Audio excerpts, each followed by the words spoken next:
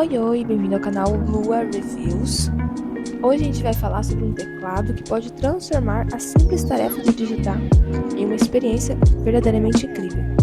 Bom, hoje a gente vai falar sobre o Keychron teclado mecânico K2. E nesse vídeo aí, fica nele que tem algumas revelações interessantes aí pra você. Imagina um teclado que parece mais uma sinfonia para os seus dedos do que uma simples ferramenta de digitação. O Keychron K2 é exatamente isso. Com os seus switches Gatheron G Pro Brown, cada pressionamento de tecla é como música para os seus dedos. É suave, responsível e é totalmente satisfatório. É como se, por exemplo, para um desenvolvedor, mas poderia ser qualquer profissional de qualquer área, né? É como uma linha de código que você escreveu fosse uma melodia, uma nota de uma melodia perfeita. E a conectividade é maravilhosa. Com a opção Bluetooth 5.1, você pode facilmente alternar até 3 dispositivos, seja o seu laptop, smartphone ou iPad. E se você prefere a confiabilidade do modo com fio, o Keychron K2 também oferece essa opção. Então garante que você nunca vai perder o único pressionamento de tecla aí, o único, né, durante suas sessões de jogo ou de trabalho. Agora, o que realmente impressiona aqui nesse teclado é o layout compacto de 84 teclas. É como se alguém tivesse encontrado o equilíbrio perfeito entre funcionalidade e design.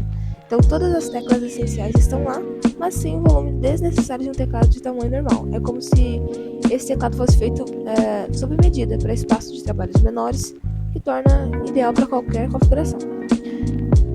Não vamos esquecer de falar da iluminação LED RGB. Não é apenas bonita, é prática também. As opções de iluminação personalizáveis tornam esse teclado um espetáculo visual. E, além disso, ele também ajuda durante aquelas longas sessões noturnas de trabalho. Muita gente trabalha à noite, né?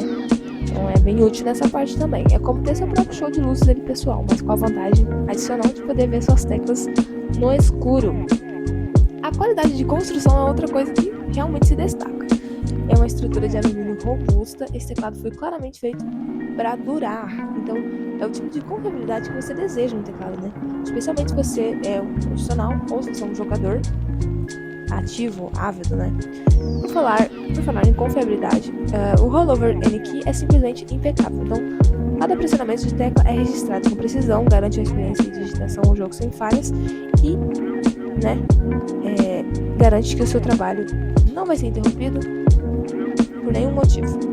Se você gostou desse teclado, achou interessante, vou deixar o link da Amazon aqui na descrição do vídeo. Se você gostou do vídeo, curte, comenta e compartilhe para mais reviews. Até o próximo.